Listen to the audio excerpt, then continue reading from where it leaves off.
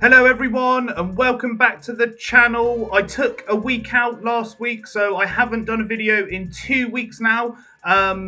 I was really busy with my partner, so I didn't manage to get a video done over the weekend. But I'm back, and the portal is purple, which means ×2 Void Shards. So we'll just have a look, make sure that it's on ×2. So we've got 1% for a legendary, 16% for an epic, and an extra ×10 event for Leorius, who is he's well known for being an arena nuker. So he has a really unique kit. If I pull him, I'll go through his kit, but I don't think we need to at this point.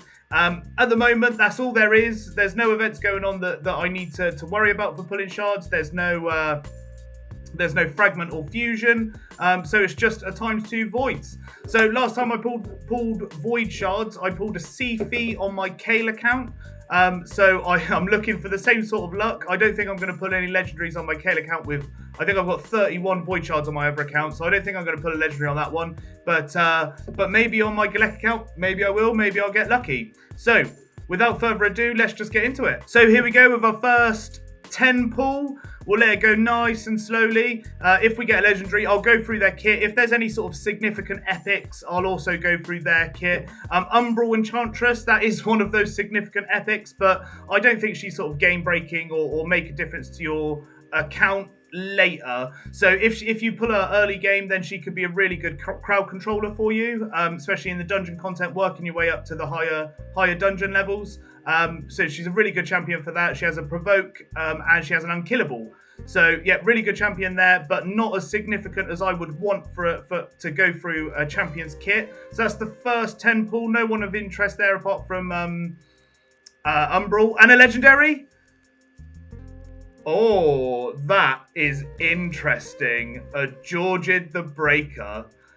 So I am going to go through Georgid's kit. We've got a Paragon and Andrisia, but I'm not interested in them. Georgid was a 10 times champion last weekend, and I didn't pull for him because I was waiting for this event. So what is my luck with that? I can't really believe that. So he's well known for being an arena killer, basically. He could ignore Stone Skin, so he's one of the most meta champions at the moment. So we'll go into his kit. I might need to do a bit of reading before because I don't know too much about him, because I just never believed that I would get him, because I'm not a spender, I'm a free-to-play player. So what I'll do is I'll go and read through his quickly, and then I'll go through it with you guys. Right, guys, so it's actually quite a simplistic kit. I wasn't expecting that. I was expecting all sorts of passives and all sorts of things going on, but turns out it's not actually that complicated. So on his A1, first of all, before I go for his kit, look at this character design. He's got the 2 rats on the back. He's got the 2 swords. And what is he, like I guess he's a bit like steampunky. I don't really know how to describe him, but an amazing looking champion. I can't wait to build him out and get him going. So on his A1, he has attacks one enemy 2 times, has a 30% chance of repeating the attack. That's pretty basic, pretty standard. Nothing of note there. I guess if the 30% procs over and over again, then he could just be an absolute shotgun and hit until the champion goes down. On his A2, he's got attacks all enemies, decreases the turn meter of all targets by 30%. This effect cannot be resisted, so you don't need to build accuracy in his kit. And then places an unkillable buff on this champion for 1 turn if the attack kills an enemy. So if he's in if you've got a go first team in arena, he can take down a champion, put unkillable on himself, and then when the enemy team goes, they won't be able to touch him. And then on his A3, he has attacks 1 enemy, will ignore Strengthen, Stone Skin, Unkillable, Block Damage, Increased Defense, Ally Protection, and Shield buffs, and grants an extra turn if this attack kills an enemy. So I guess this is the big shotgun move, not the A1 with the 30% chance of going again. This is the big shotgun move. He comes out, he takes down the enemy protector with Stone Skin on, and then he just rips through the enemy team and just takes them all down. And then on his passive, he has a 50% chance for him to ignore 50% of the target's defense from each hit placed by this champion's skills. So he can ignore 50% of defense. So he can ignore, increased defense here, and 50% of the base defense of the enemy. So what an absolute unbelievable pull, to be honest. I really wasn't expecting to get a legendary. I'm really happy with him, and I'll be building him out, and hopefully he can go into my arena team. I use a blender team, but maybe he could go into my live arena team. That would be where he's needed the most. So I'll pick off of him. Let's see if we get another legendary. I think we got 13 voids to go. So I'll pull them and we'll see what we get. I very much doubt there'll be another legendary in the waiting in the wing, but Demitha is a really good champion. I've already got Demitha on this account. Demitha's got the block damage debuff, so she's used in a lot of unkillable teams. I think she's quite unique and needs a lot more setup than like a man-eater or something like that. But yeah, I've seen some really good damage dealing clan boss teams that last up to 50 turns and can really, over 100 million damage on the clan boss. Definitely a build that I want to do in the future, but at the moment I'm just sort of rocking with what I've got. So, and then we'll just pull this last three. Once I've pulled this last three, we'll go on to the other account and we'll do exactly the same on that one. Faceless, not interested, not one for me, I'm afraid. I'm getting tournament points here, so that would indicate that there is another event going on, a tournament. I don't know what the tournament is. Veteran, he's all right. He's a decrease attack A1 champion, so early clan boss, he can be quite good. And then Fnatic, not anything of interest. Let's see what I've got over here. So there is a tournament. It must be a champion chase tournament. It's got some alright rewards. I'm not really into the Chaos Ore. I haven't really been re-rolling my gear because, to me, I just feel quite lucky to have the gear. I don't want to re-roll it. I don't get enough of it as it is. This glyph is quite good, and obviously a legendary book is awesome for me, and an epic book is awesome for me. Good for Wait Shadow Legends and doing it on Clan v Clan.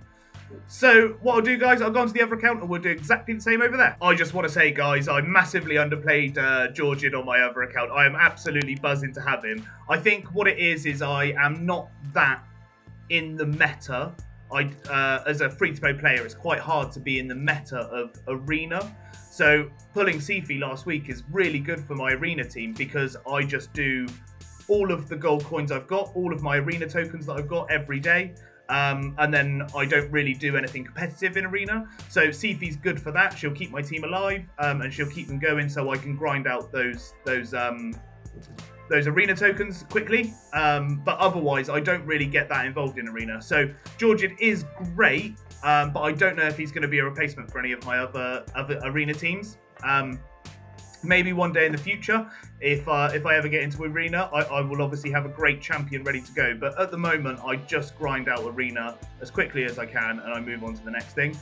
My goal is to get my Great Hall to all 10s. So my other account looks very similar to this one. My other account's Great Hall. So yeah, I didn't mean to underplay him, but at the moment, he's probably not going to replace any of my other champions. I've got Hefrak.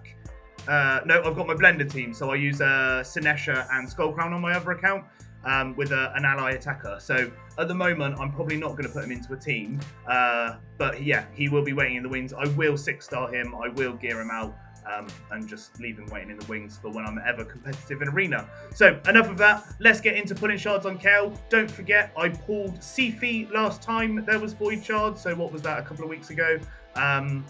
I made a cardinal sin of my own making. I pulled all of my sacred shards on the last times 2 sacreds, and I forgot that I hoard 7 sacred shards ready for fragment and fusion events, and it's been announced that there's one next week. So I've got about a week, well, half a week to try and get 7 to 10 sacred shards in that time. So hopefully I'll have enough.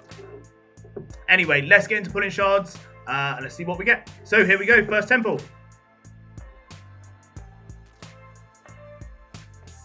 Yeah, I don't think I'm going to get a legendary. The Sifi was too good to be true.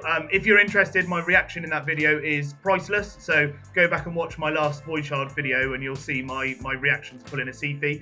Probably one of the best champions in the game. Definitely in top 10, I would say. Top 15. Maybe she's been a bit more outclassed these days with these other champions coming in.